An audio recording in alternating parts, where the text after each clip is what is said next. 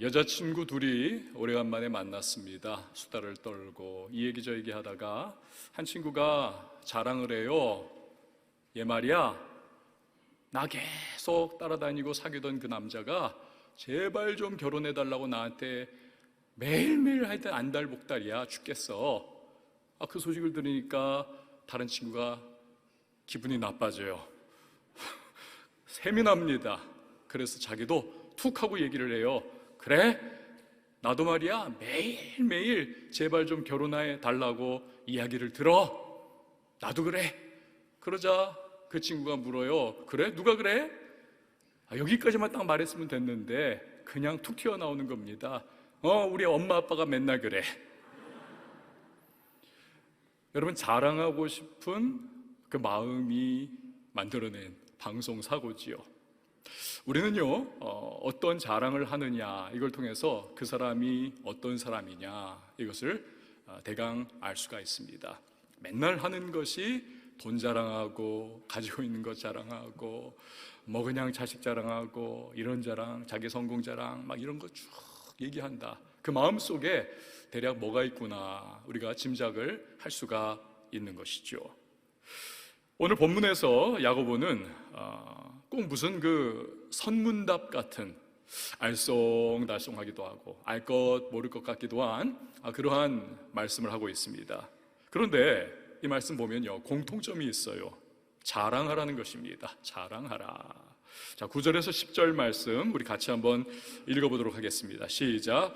낮은 형제는 자기의 높음을 자랑하고 부한 자는 자기의 낮아짐을 자랑할지니 이는 그가 풀의 꽃과 같이 지나감이라. 아멘. 여러분, 이건 무슨 말씀입니까? 높음을 자랑해라, 또 낮아짐을 자랑해라. 자, 먼저 낮은 형제는 자기의 높음을 자랑하라. 여기서 낮은 형제는 사회적으로 가난하고 또 열애가 되어 있는, 지위와 위치가 떨어지는 그러한 크리스천들을 의미합니다. 당시 크리스천 중에서 많은 분들이 예수 믿는 것 때문에 유대 사회에서 축출을 받았습니다.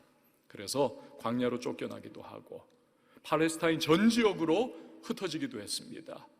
저 멀리 시리아 지역까지도 그렇게 쫓겨나는, 도피하는 그러한 모습들, 오직 예수 믿는 거 하나 때문에, 심지어는 자기 가족들로부터 의절을 당하는 많은 크리스천들이 있었습니다. 우리로 말하면 호적에서 완전히 파이는 거지요. 인생이 참 비참하고 어려운 겁니다. 축출을 당했다. 게다가 사도행전 11장을 보면 그 당시에 아주 큰 기근이 몰아닥칩니다.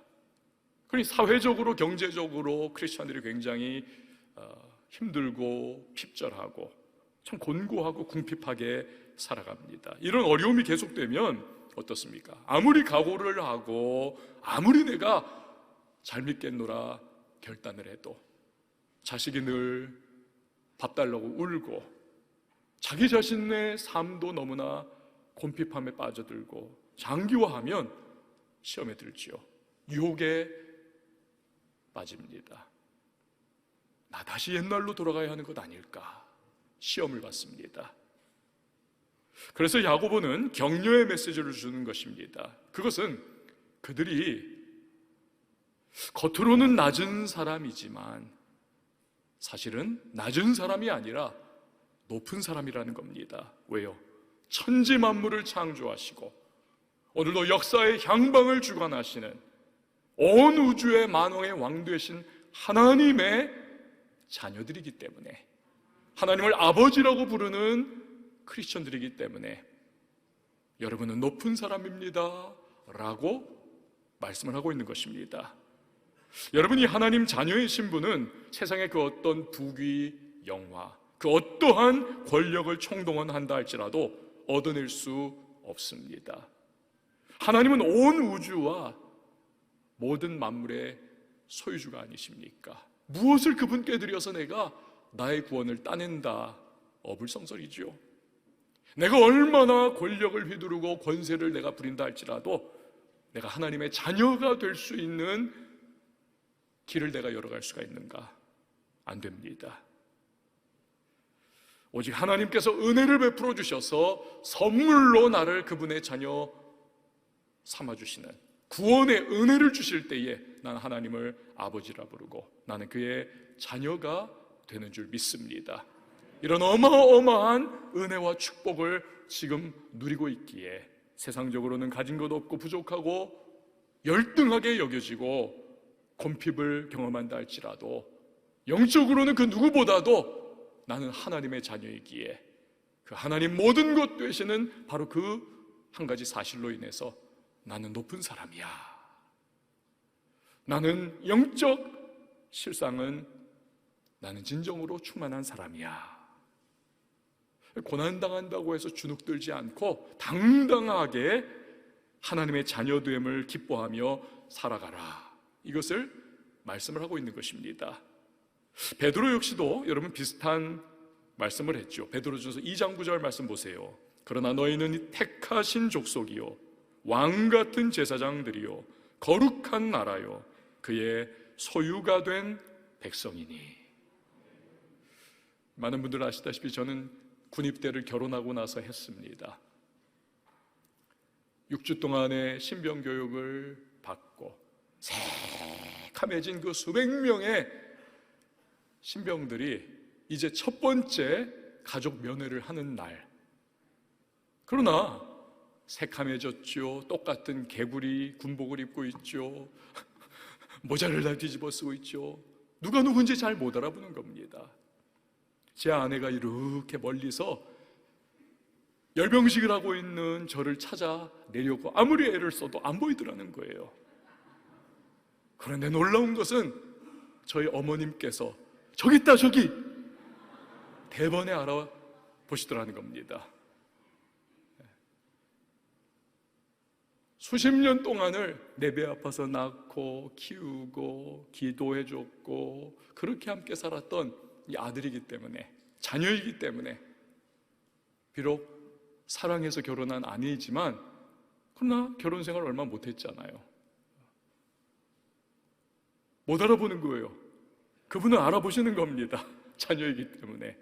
여러분, 하나님 어떤 마음이실까요? 같은 마음이죠.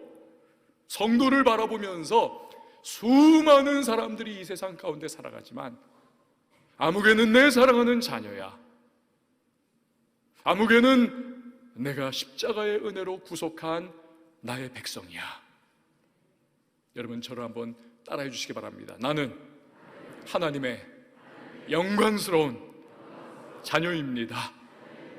할렐루야. 그렇습니다. 왕 같은 제사장이요 라고 우리를 부르고 있는 것입니다. 여러분, 자기 자신을 어떻게 바라보느냐가 굉장히 중요합니다. 빅터 세리브리아코프라고 하는 분이 있습니다. 어린 시절 좀 굶떴나 봐요. 주변의 친구들하고 사람들이 다 저거 전응 아니냐, 저거 돌대가리 아니냐, 자기도 그렇게 눌려서 살아갑니다. 나는 좀 다른가 봐. 나는 좀 머리가 좀 안 도나 봐.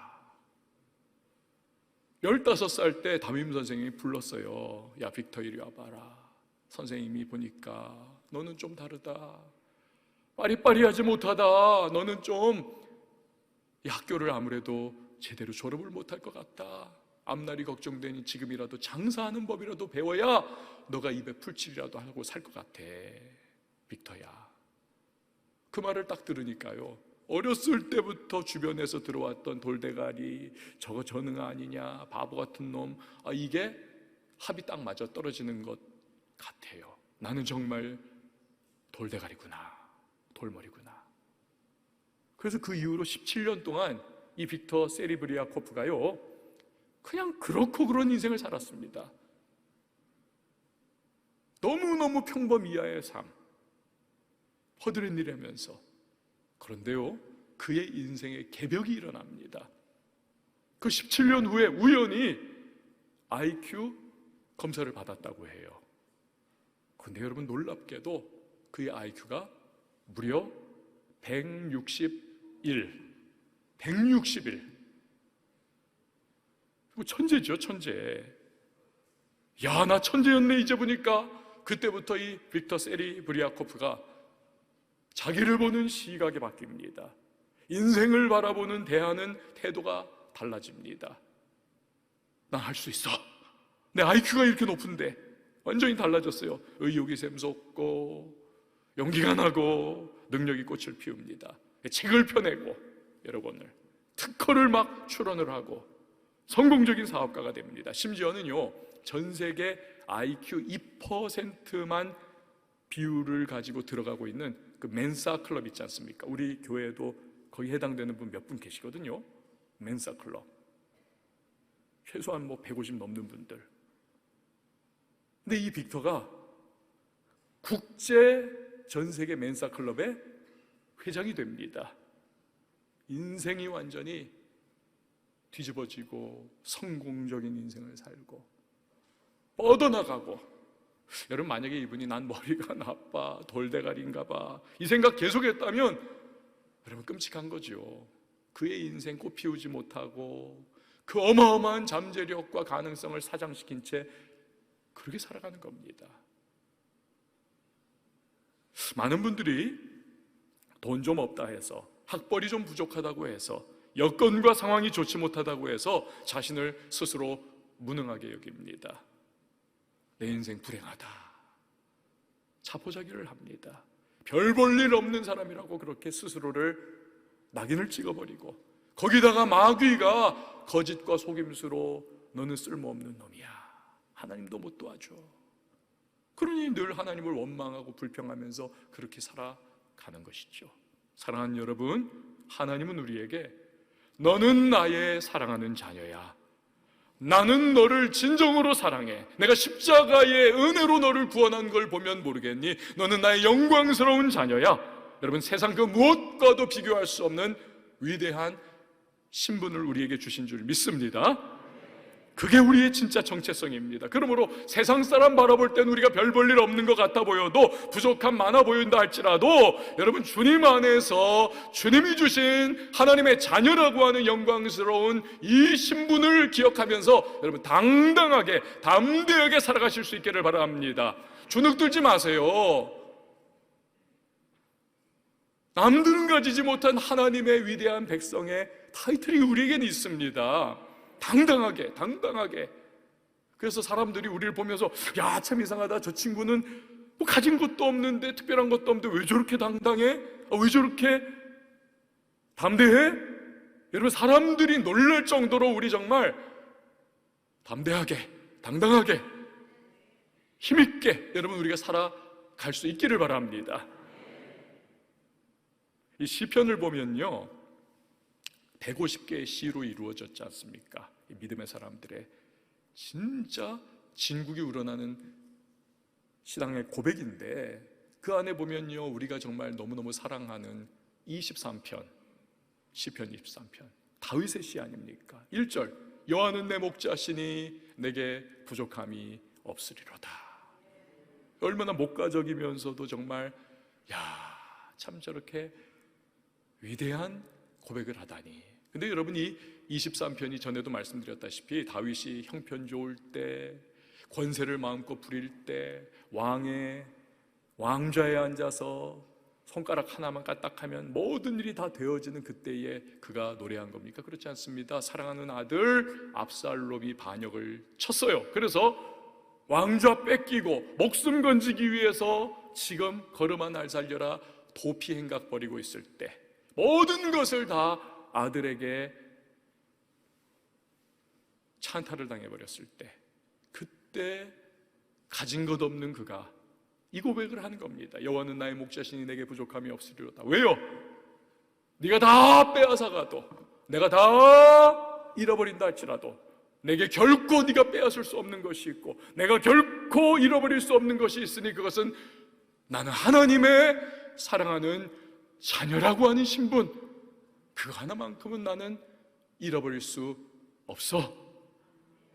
하나님이 나의 목자요, 아버지요, 나의 구원자가 되셔. 여러분, 이 당당한 자부심 때문에 모든 것이 다 박탈당했어도 여호와는 나의 목자시니 내게 부족함이 없습니다. 이 아름다운 고백, 위대한 믿음의 노래를 그가 부르는 것입니다. 여러분, 저와 여러분이 지금 어떤 형편에 있던지 간에 다시 한번 내가 누군가, 하나님의 사랑받는 자녀요, 하나님의 백성이라고 하는 이 위대한 신분을 기억하면서 다시 일어나고 다시 도전하고 다시 전진하며 당당하게 살기로 결단할 수 있기를 바랍니다.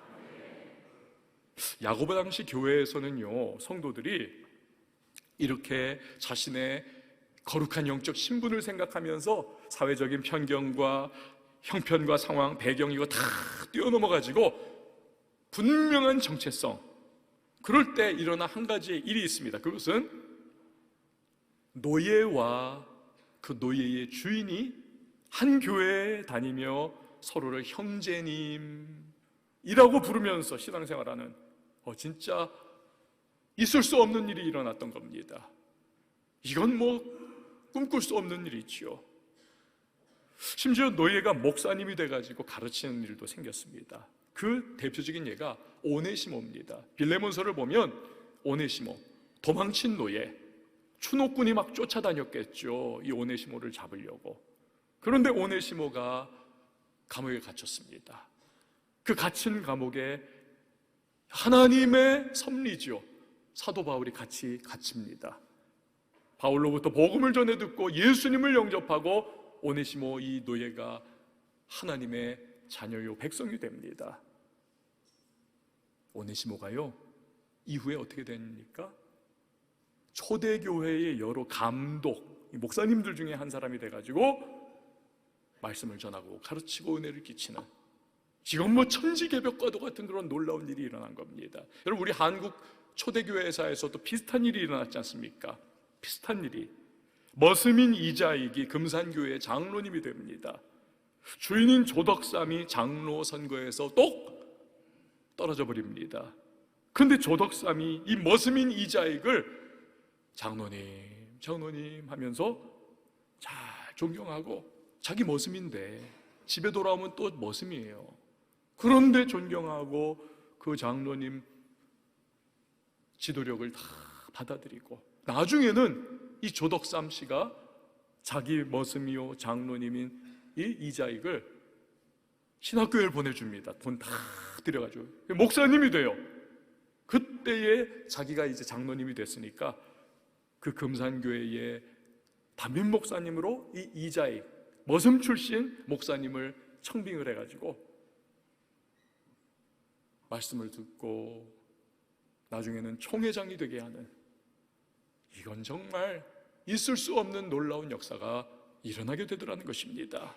여러분, 지금 내가 어떤 형편과 상황에 놓여 있더라도 하나님의 자녀라고 하는 이 사실, 이렇게 자부심을 가지고 믿음으로 살아가는 것이 너무너무 중요합니다. 그럴 때 하나님은 우리 인생도 얼마든지 놀랍게 변화시킬 수 있음을 믿으시기를 바랍니다. 이제 야고보는 시선을 다른 부류, 이 교회 안에 있는 부요한 성도들을 향해 돌립니다. 자, 10절에서 11절 말씀 우리 같이 한번 읽어보죠. 시작. 부한 자는 자기의 낮아짐을 자랑할지니 이는 그가 푸르의 꽃과 같이 지나감이라. 해가 돋고 뜨거운 바람이 불어 풀을 말리면 꽃이 떨어져 그 모양의 아름다움 없어지나니 부한 자도 그 행하는 일에 이와 같이 쇠잔하리라. 아멘. 예수님 말씀하셨죠. 부자가 천국 들어가는 것이 낙타가 바늘기로 들어가는 것과 같이 어렵다. 왜요? 이 물질이라고 하는 것이 그만큼 사람을 영적으로 무디게 하는 것입니다. 돈이 많고 물질이 풍요로운 사람은 어떻습니까? 삶에 문제가 다가오고 어려움이 다가오면 하나님 찾고 기도하고 믿음으로 이것을 해결해 보려고 하는 몸부림 대신에 쉽게 돈으로 해결해 보려고 합니다. 그 돈이 주는 힘으로 해결해 보려고 합니다. 그런데 그게 또 잘 먹혀들어요. 웬만한 것들은 돈의 힘이면 다 해결이 되잖아요. 그러니 점점 가면 갈수록 이 부유한 사람은 돈의 힘을, 물질의 능력을 맹신하고 이걸 의지하게 되는 겁니다. 그렇죠. 그리고 얼마나 편합니까? 돈이 있고 물질이 부유하면 걱정과 염려의 95%는 그냥 사라져버리는 겁니다. 누리는 거 많지요. 그러니 초점이 자꾸 현세에 맞춰지고 자꾸 내세나 천국을 생각할 일이 별로 없습니다. 그런 심령에 하나님이나 믿음이나 이런 게 자리 잡기가 참 어려운 것입니다. 설령 믿는다고 해도 이 가진 게 많은 분들은 이 믿음의 열정, 믿음의 열심, 이것이 참 희박한 경우가 많습니다. 확률적으로 그래요. 확률적으로. 왜냐하면 이 땅에 누릴 것이 많기 때문에 굳이 막 그냥 안달복달 하면서 그냥 하나님 믿는다고 막 그렇게 애쓰고 수고하고 노력하는 그거 안 해도 되거든요. 그러니까 초점이 자꾸 분산되죠. 그러니까 여러분, 우리 교회도 그렇고 주변에서 부요한데 근데 또 예수를 잘 믿어요.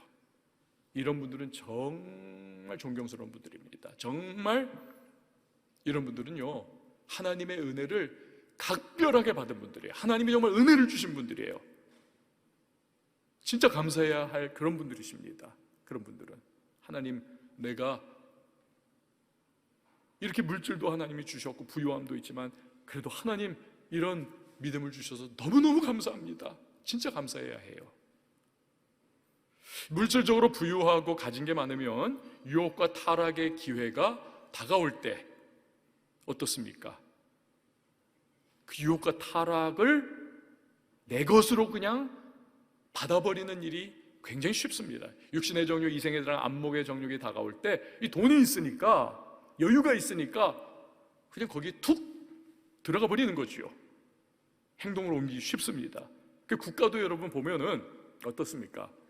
물질적으로 풍요로운 국가, 아주 환경이 좋은 국가들 보면 음란하고 부도덕하고 방탕한 일들이 참 많습니다. 동성애가 그냥 판치는 그러한 나라가 그때부터 되는 거고 막 그러고 하나님을 점점 더 떠나가 버리고 마약 중독자, 정신병자 계속 생겨나고 이혼율이 그냥 막 쭉쭉쭉 올라가게 되죠. 우리나라도 여러분 물질적으로 부유해지면서 이 같은 패턴을 지금 그려가고 있지 않습니까? 그만큼 이 부와 물질이라고 하는 것이 사람을 영적으로 흐릿하게 만드는 아주 부정적인 영향력을 가지고 있는 것이죠. 야고보 시대의 교회 안에도 몇몇 부요한 교인들이 있었습니다. 굉장히 대비가 되는 이런 분들. 그래서 그들에게 말하는 겁니다. 부한 자는 낮아짐을 자랑하라. 이 도대체 무슨 말씀입니까? 부한 자는 낮아짐을 자랑하라. 부유한 교인들도 가난한 교인들과 마찬가지로 예수님을 주님이라고 부르지 않습니까? 나는 주님의 종입니다. 이 낮아짐, 그 신분, 그 상태, 하나님이 나의 주인이시고 나는 당신의 종입니다. 여러분, 이 고백할 수 있는 이것을 자랑하라는 겁니다. 로마 제국 시대의 특수성이 있잖아요. 로마 제국 내에 자유인이 1, 노예가 5, 1대5 비율이 아니었습니까? 노예가 더 많았잖아요. 그러니까 로마 제국 전체 내에서도 노예가 막 어마어마한 거고, 부유한 사람들은 노예를 막 하여튼 여러 명을 가지고 있는데 이 야고보 교회 안에 있는 부유한 자들도 노예를 부리는 거 아닙니까? 그러니 종과 주인의 관계가 뭔지, 주인이 한마디 해버리면 목이 달아날 수 있고 노예는 반드시 주인에게 해야 한다는 것을 다 알고 있는 거 아닙니까? 그러니 자신이 자기의 입으로 주님을 주님이라고 고백하고 하나님을 나의 주라고 고백하게 된다면 그때부터 다시 한번 깨달으라는 거죠. 그렇지, 하나님이 나의 주인이시고 나는 그의 종이지. 내가 그분의 말씀을 따라야 하고 내가 그분이 하라고 하는 대로 나는 살아가야 하는 그런 존재인 것이지. 정신을 차리고 돈이나 물질에 사로잡히는 것이 아니라 종답게, 하나님의 백성답게 살라고 하는, 마치 죽비로 내려치는 것과 같은 그 말씀을 하고 있는 겁니다. 야고보는 그들에게 세상 물질과 부가 얼마나 덧없는 것인지를 강조하기 위해서 실물 교훈을 합니다. 풀의 꽃, 다시 말하면 야생화를 비유로 듭니다. 저 중군동 지역에는 우리는 뭐 여름에 더워도 그런 게 오지를 않잖아요. 뭐 열섬 현상 이런 건 있지만 비교가 안 되는 시로코라고 하는 그냥 막 헤어 드라이어를 그냥 얼굴에 최대로 그냥 뜨겁게 막 불어대는 것과 같은 그런 바람, 시로코. 이게 그냥 일주일 동안을 불어오는 겁니다. 그러면 그 전에 들판에 그냥 아름답게 수놓았던 야생화의 꽃들이 그 시점에 그냥 바싹 말라가지고 고개를 떨구고 꺾어져 버리는 것입니다. 부가 그와 같다. 잠깐 있다가 사라지는 것이다. 그러니 한낱 있다가 사라져버릴, 천국에 가지고 가지도 못하는 것들에 목매지 말고 영원하신 주님을 최선을 다해 섬겨라. 이것을 말씀하고 있는 것이지요. 지난 금요일에 여러분 기도해 주셔서 세계로 금남교회 여리고 기도회 말씀을 잘 전하고 왔는데요. 주성민 목사님하고 이제 대화를 나누는데 그런 얘기를 하시더라고요. 그 교회를 아주 이렇게 정말 은혜롭게 근사하게 딱 지어놨지 않습니까? 그래서 멋있네요 그랬는데 그 건축을 하신 그 건설사의 그 소유주가 그 교회의 장로님이세요. 장로님. 근데 그 장로님이 개척 멤버인데 지금까지 헌금을 100억 원 이상을 하셨다는 겁니다. 100억 원 이상을. 그런데 정작 그 장로님은 돈이 있어서 막 그걸 다 한 것이 아니라 자기는 여전히 전셋집에 살고 있다는 겁니다. 그 100억 원 하신 분이. 이 주성민 목사님이 참 감사하면서도 미안하고 해가지고 물었대요. 장로님 도대체 왜 이렇게 헌금을 많이 하셔가지고 그렇게 사세요? 그러자 이 장로님 대답하시기를, 목사님, 저는 통일 한국 시대가 오면 북한에 교회를 200개 이상을 지을 수 있도록 하나님이 은혜 베풀어 주시기를 기도하고 있습니다. 여러분,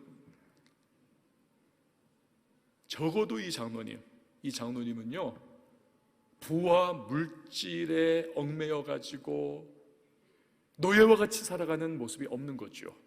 제가 늘 말씀드리는 거룩한 부자, 그걸 실천해내고 있는 겁니다. 그 얘기를 하고 있는데 그 장로님이 이렇게 인사를 하신다고 이렇게 들어오셨어요. 악수를 하면서 인사를 했는데 이 목사들은 사람 많이 대하기 때문에 딱 보면 알지 않습니까? 어깨가 딱 힘이 가 있고 목이 뻣뻣한 그런 게 전혀 없어요. 아주 그냥 부드럽게 진짜 겸손한 모습으로 보면 알지 않습니까? 이렇게 또 대화하다 보면. 한국 어와나 이사로 만난 중구에 있는 예능교회 조건의 목사님 그 설교에 그런 얘기가 있더라고요.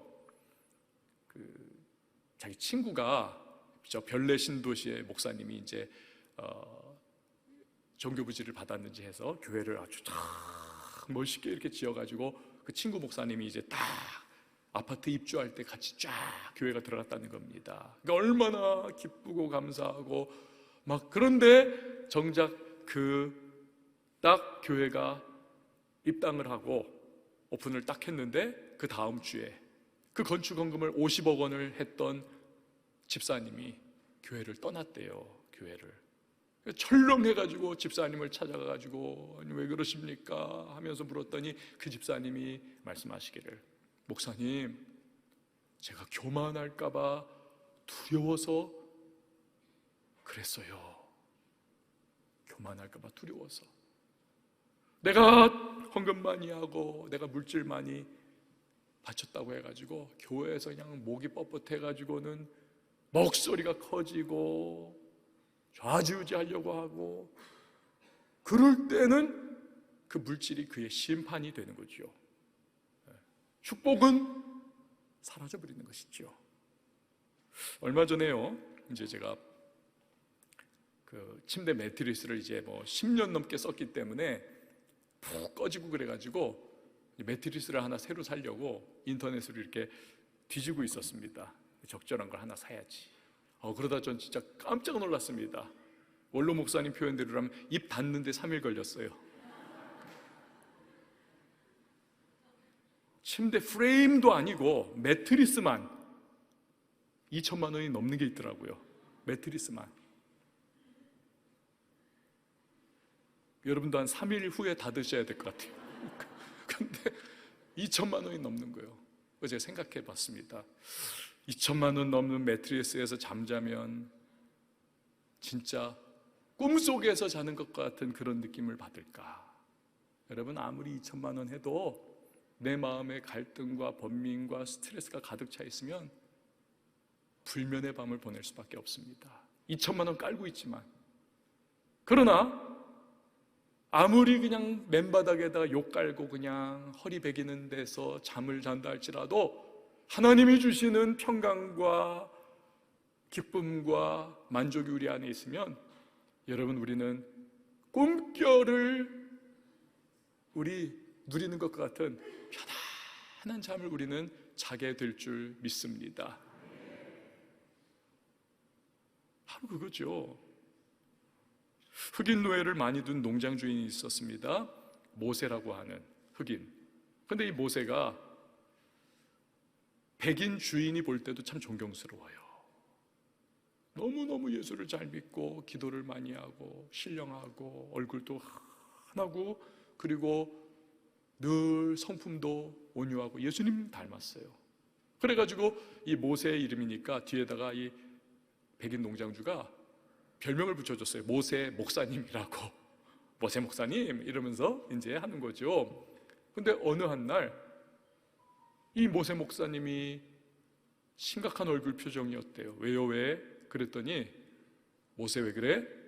말하기를, 주인님, 제가 깊이 기도를 하는데 하나님께서 오늘 밤 이 고을에서 가장 부유한 사람이 죽을 것이다.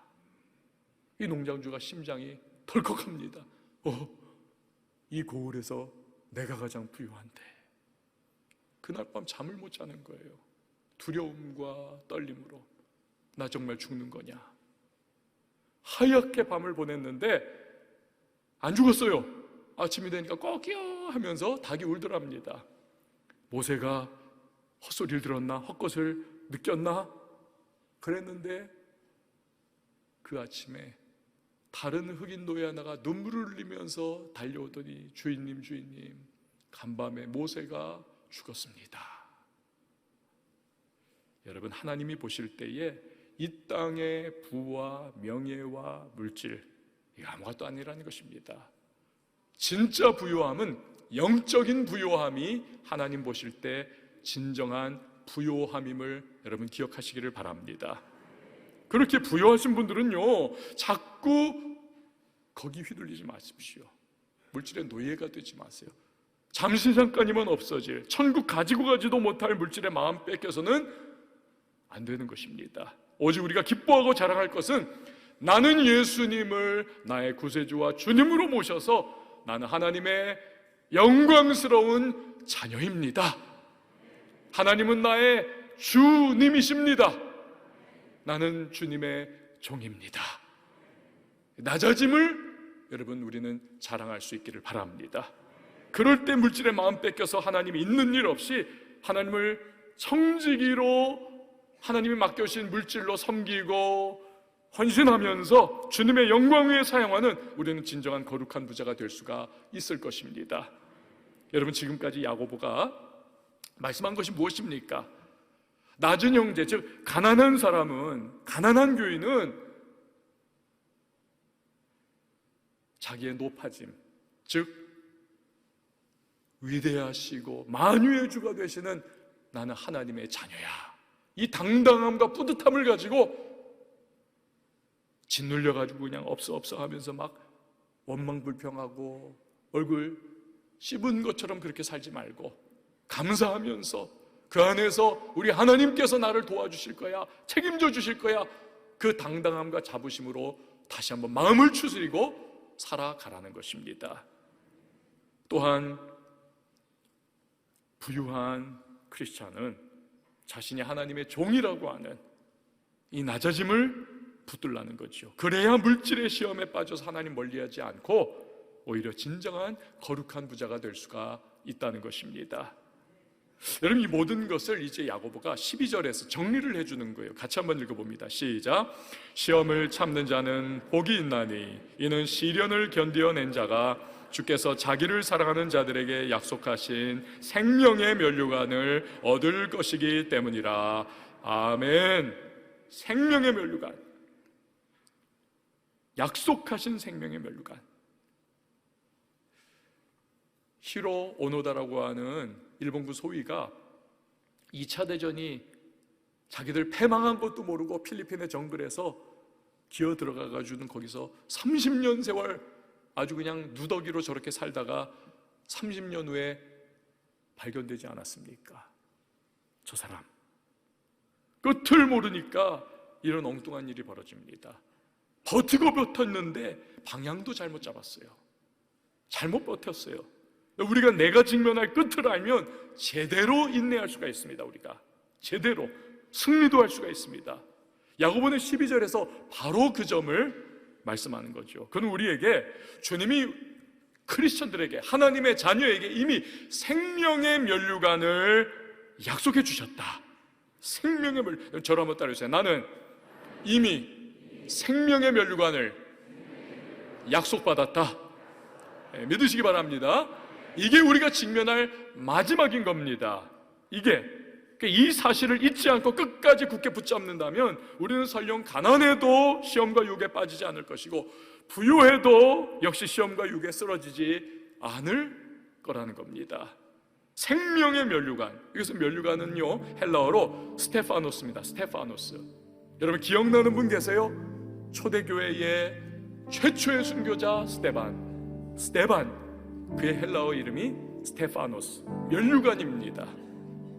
그는 자신에게 약속된 생명의 면류관을 확신했기 때문에, 그리고 그 생명의 면류관을 그는 믿음으로 바라보고 또 영적 눈이 열려서 예수 그리스도를 바라보았기에 심지어 순교까지 할 수가 있었던 것입니다. 끝을 안다는 것이 이렇게 위대한 것이죠. 대단한 것입니다. 강력한 것입니다. 사랑하는 여러분, 예수님 때문에 우리는, 또 예수님 때문에 나는 하나님의 자녀가 되었습니다. 무엇이 우리에게 여러분 부족한가요? 무엇이 우리에게 또 넘치는 것인가요? 여러분, 그 예수님께서, 우리 아버지 되신 하나님께서 우리를 아십니다. 우리 인도해 가십니다. 우리에게 은혜를 베풀어 주십니다. 그래서 낮은 자 높음을 자랑하고 부유한 자 낮아짐을 자랑할 수가 있는 거죠. 각자에게 허락하신 시험과 고난과 유혹을 우리는 그래서 극복하며 승리해 나갈 수가 있는 것입니다. 여러분, 주님이 예비하신 생명의 면류관 주인공답게 우리 담대한 믿음으로 우리 예수 그리스도의 이름을 자랑하고 나의 아버지 하나님을 자랑하면서 우리 믿음의 선한 싸움 잘 싸워갈 수 있는 저와 여러분이 될 수 있기를 축원을 드립니다. 우리 함께 찬양하시고 기도하도록 하겠습니다.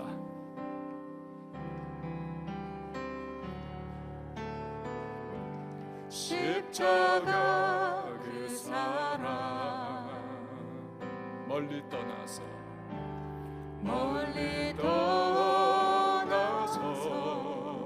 무너진 나의 삶 속에 무너진 나의 삶 속에 잊혀진 주의 돌 같은 내 마음, 돌 같은 내 마음 어루만져 주십니다.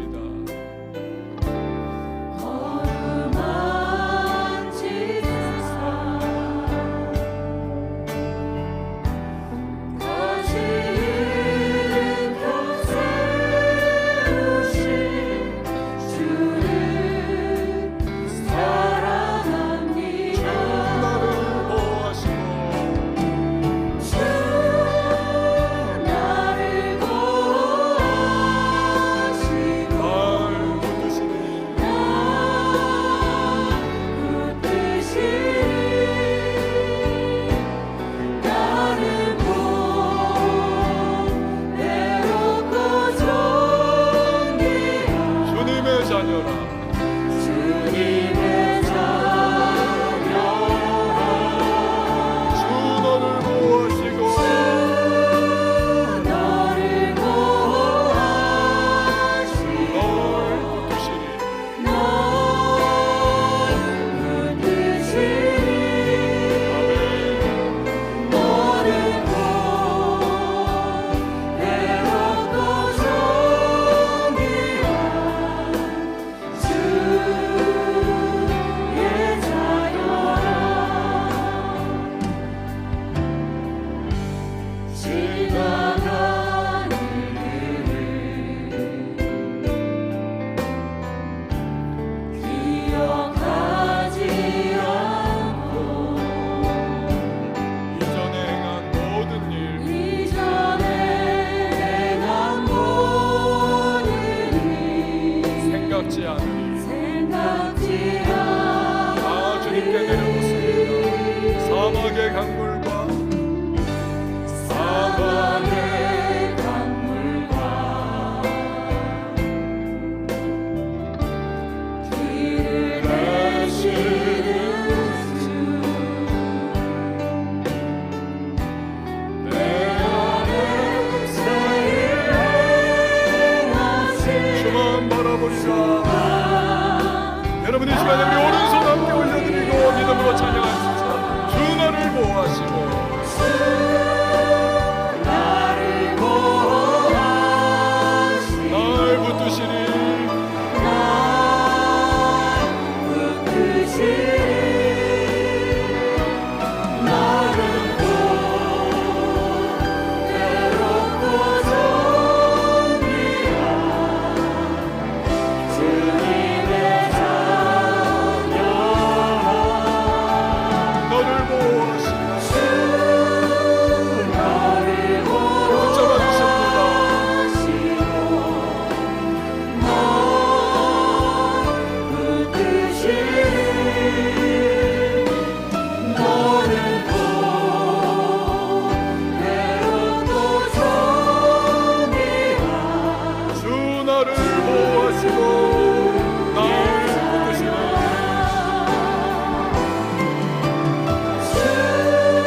주 나를 보호하시고 날 붙드시니 나를 믿음으로 고백하십시오. 주님의 자녀 주님의 자녀 주 나를 보호하시고 날 붙드시니 너를 외롭고 정의한 주의 자녀 그렇습니다. 여러분 십자가의 그 사랑 때문에 우리는 하나님의 자녀가 되었습니다. 하나님을 주님이라고 부르는 위대하고 또 거룩한 백성이 되었습니다. 왕같은 제사장이 되었습니다. 그렇게 우리는요 세상의 것들로 일일비하거나 좌지우지되지 않습니다. 마귀가 시험하고 도전하고 세상이 우리에게 여러 가지 유혹을 뻗친다 할 때에 그러나 우리는 하나님의 자녀로서의 이 정체성으로 인해서 우리 승리할 수가 있는 겁니다. 약함에도 부족함에도 연약함에도 우리는 하나님의 자녀라고 하는 그 권세로 인하여 우리는 기뻐할 수 있고 우리에게 주신 많은 것들이 또 넘치게 있을 때에도 난 하나님의 종입니다. 이 사실 때문에 우리는요 그 낮아짐 그래서 유혹 가운데서도 다시 주님께 초점 맞출 수가 있는 것입니다. 하나님 내가 지금 어디에서 떨어졌는지 다시 한번 점검하면서 오늘 말씀이 내게 명령하시는 대로 하나님 예비하신 생명의 면류관의 주인공으로 주 앞에 서기까지 잘 달려갈 수 있도록 도와달라고 오늘 말씀 기억하며 함께 기도합니다. 함께 기도합니다. 하나님 아버지 감사합니다. 전능하신 주님께서 우리에게 귀한 말씀 주시니 감사합니다. 하나님 아버지 말씀에 순종하며 살아갈 수 있도록 은혜를 베풀어 주시옵소서. 주님 여러 가지 형편 시련과 상황이 우리에게 다가올 때에 하나님, 오직 하나님이 나의 아버지 되시고 나는 그의 자녀가 된다는 사실, 영광스러운 신분으로 말미암아 하나님, 우리들 든든하게 굳게 서게 하여 주시옵소서. 교만하지 않게 해 주시옵소서. 겸비하게 하여 주시옵소서. 날마다 하나님의 말씀 가운데 거하게 하시고, 난 하나님의 종입니다, 주님이 사용해 주시옵소서. 우리 그렇게 믿음의 고백하면서 생명의 면류관을 하나님 쓰는 그날까지 우리 잘 달려가는 하나님의 사람들이 될 수 있도록 은혜를 베풀어 주시옵소서. 우리 왕성교회와 왕성의 모든 지체들 하나님 아버지 땅을 살아갈 때에 승리할 수 있도록 도와주시고, 하나님 기뻐하시는 자녀답게 주의 종답게 살게 하여 주옵소서. 예수님 때문에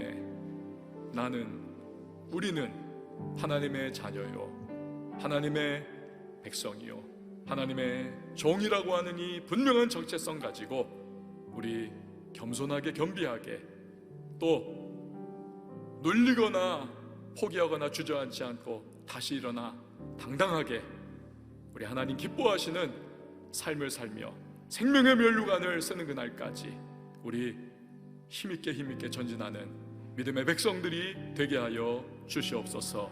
예수님의 이름으로 기도합니다. 아멘.